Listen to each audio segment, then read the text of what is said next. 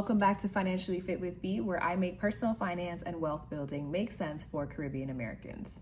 Living paycheck to paycheck is exhausting. Let's be real. You get paid on Friday, and by Monday, you're broke again. But that is changing today. I'm going to break down a simple step-by-step plan to help you break that cycle so that you can start keeping more of your money. There are so many more interesting personal finance topics than the ones I'm about to discuss that involve budgeting and combing through your finances. But if you are someone that is living paycheck to paycheck, you need to start here. Your focus should not be on investing or doing other things until you have the basics nailed down. It could be that increasing your income should be a priority for you as well. But like they say, if you're not able to manage $1,000, you will not be able to manage $1 million. It starts with habits, which is why I'm drilling them. When you do the steps I'm about to list to suit your lifestyle, you will clearly be able to see how much money you have in excess to play with. But if you are struggling to meet your bills every month and your credit is not great, you need to reassess your priorities and your action plan.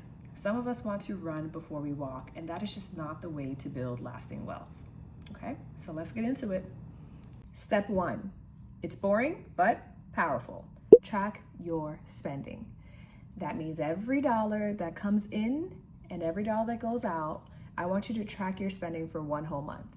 You can do this using your banking app. You can do this using your bank statements. You can use pen and paper. You can use an Excel spreadsheet. You can use the Notes app on your phone. It does not matter. As long as you are taking note of every transaction that goes in and out regarding your money for one whole month, you will have accomplished the goal, which is awareness. A lot of us don't even know what's happening within our finances to then get better at it and fix it and grow. So that is step 1. Track your spending just for 1 month, okay? Most people think their budget is tight, but when you track your spending, you'll find little leaks. It could be $150 a month on food delivery or random Zara runs, and those things start to add up over time. But that's where your opportunity lies. Step number 2 is to separate your accounts. This is probably one of my favorite parts about my personal finance journey, is being able to see things in this light. At minimum, you should have 3 accounts. There should be one for bills, one for spending, and one for savings. If you want to have all 3 of these accounts within one institution, that is totally up to you.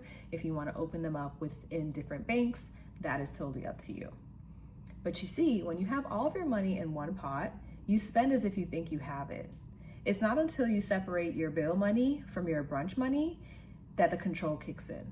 So I am a big fan of separating my money into different accounts and designating a purpose for each of those accounts. Now for step 3, which is to set a simple budget.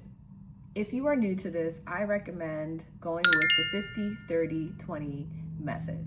And for more detail, that is when you allocate 50% of your income towards essential expenses like housing, transportation, insurance, things that you have to pay every month.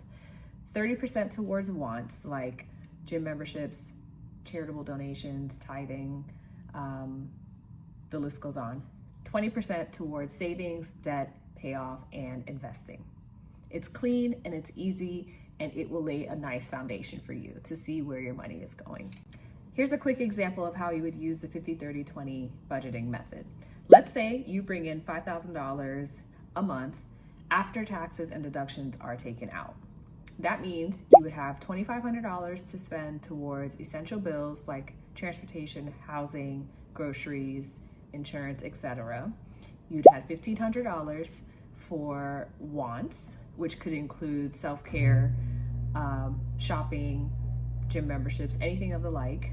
And then 20% towards savings, investing, and debt payoff. And you can divvy that up however you see fit. Okay, step 4 is to automate and simplify. Now that you've gotten your simple budget down pat, you want to automate whatever you can. If it comes to paying your bills, you can set your bills up to automatically pay by the due date, so that way you're never late. You could also transfer your savings automatically on the days that you get paid. You could even use your HR portal to distribute your money to different places and have the balance of your money go to your spending account so that you know you can use that money at your free will. The goal here is for you to remove the temptation to spend what you did not plan for. I recently posted on Threads my personal breakdown for my finances, which has helped me gain so much clarity and structure around them. And I want to share that with you guys here. I personally have 2 checking accounts and 5 savings accounts. I know, bear with me. You do not have to copy exactly what I do, but this is what works for my brain, and it has helped me create structure, and I love it. So here's my breakdown. My first checking account is where I pay small bills and things that cannot be paid on a credit card or using a savings account. My second checking is money that I can spend freely. This is not tied to anything. I can swipe at my leisure in this account. My first high yield savings account is where I keep my major monthly bills. And this is actually tied to a checking account just in case I need to access the money. But I'm earning at a high yield savings rate, which I love. My second high yield savings account is my debt payoff fund. This is where I use that additional money to pay down any high interest debt that I have remaining. My third high yield savings account is my personal emergency fund. My fourth high yield savings account is my family emergency fund. This is where I allocate dollars towards taxes and insurance for my parents' house and any other miscellaneous things that come up that I can assist with. My fifth high yield savings account is my travel fund / sinking fund for other things that I'm planning. So yeah, that works for me. It keeps my head straight. I don't have to think about how much I need to have where. Everything is automatically allocated and it keeps me on track. Breaking the paycheck to paycheck cycle does not happen overnight, but the moment that you start telling your money where to go, everything changes. If this video helped you, like and subscribe and comment, and let me know what your biggest money struggle is right now. Let's grow together. Thank you guys. Stay financially fit and blessed. Mwah.